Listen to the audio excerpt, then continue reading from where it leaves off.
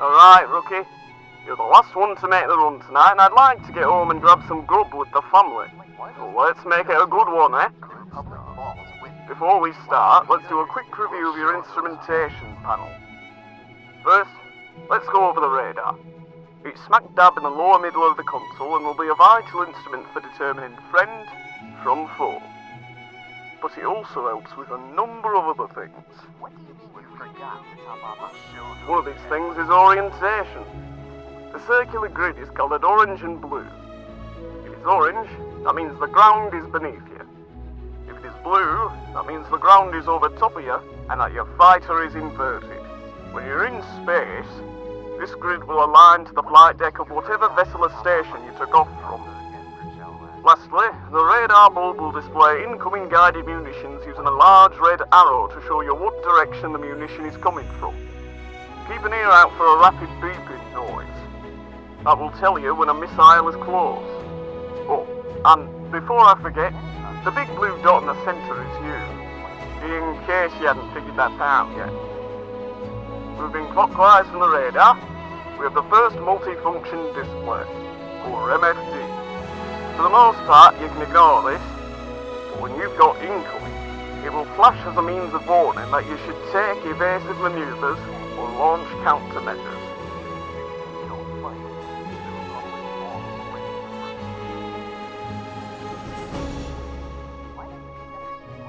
Second is the RCS display. It will give an indication of the status of your RCS system with a small line. Blue light means the system is primed and ready to use. To the immediate right of the RCS display is the fuel gauge. Pretty self-explanatory, just don't let it run empty. Up from that and slightly to the left is the mission status readout. It will give you the current objective for whatever mission you're flying. Just above that is the throttle percentage gauge. That lets you know what percentage your throttle is currently set to. Sitting right above that is the hull integrity indicator. As your fighter takes damage, it will decrease. Don't let it hit Z. Up and to the left of the hull integrity indicator is the angle of attack bulb. This serves two functions. The first is to display your facing angle relative to your direction of travel, and the second is to display the direction of gravity. The direction of gravity is shown with 3 blue arrows. To the right of the hull integrity indicator is the bow sight. The functionality of this instrument will change depending on what weapon you have equipped, but as a note, if you're using guided missiles, this instrument will track your currently locked target. Just beneath the bow sight are the sea level and altimeter gauges. The altimeter will give true altitude to ground, and sea level is altitude to the mean sea level of the area you are operating in. To the immediate right of the bow sight is the true airspeed gauge and the countermeasure status indicator. The countermeasure status indicator will let you know when your countermeasures are ready, when they are in use, and when they are in cool down. Just below that is the ammunition indicator cluster. This cluster of gauges will show which weapon you currently have selected, how much ammo you have for it, and what the current status of the weapon is. Just below that is the second MFD. It serves a similar function to the first MFD. To the immediate left of the second MFD is the thermal load indicator. When you use your afterburner, this gauge will fill, indicating the relative thermal load on the fighter. If it stays full for too long, your fighter will start to take damage. Lastly, but not at all least, is the wayfinding arrow. Located far in the upper right and mounted on the cockpit frame with red and yellow wires running to it.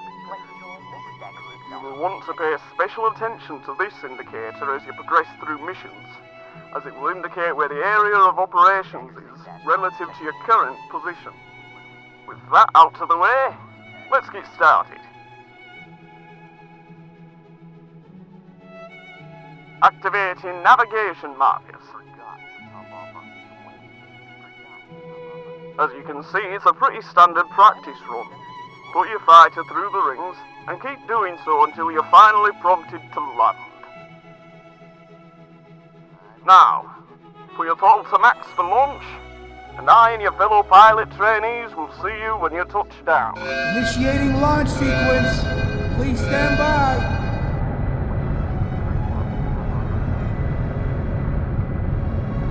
Launching in 3, 2, 1.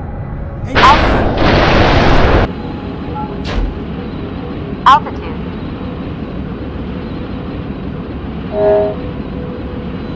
Well, looks like you're off to a good start.